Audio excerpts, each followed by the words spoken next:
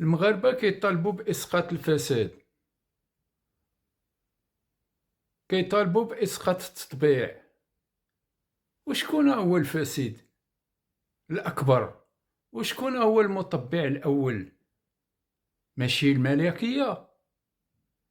على هذا الفساد شنو هو؟ شبح ما عندوش وجه، ما عندوش عنوان.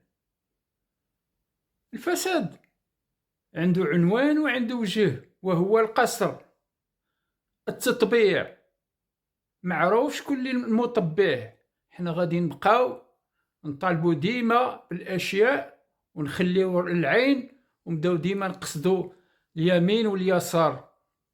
هذه كتسمى، هذا كيتسمى النفاق والجبن.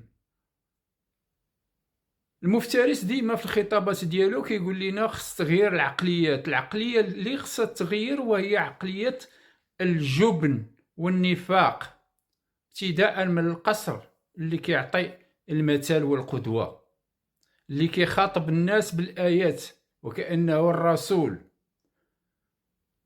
واعبدوا رب هذا البيت.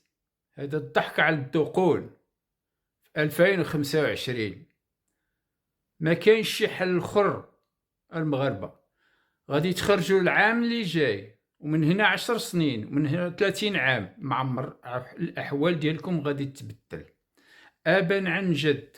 الاحفاد ديالكم غادي يعيشوا في الذل والعبوديه الا ما عرفتوش واحد النهار ان الحريه كتطلب الفداء والتضحيه. هذا هو اللي غادي نقول لكم.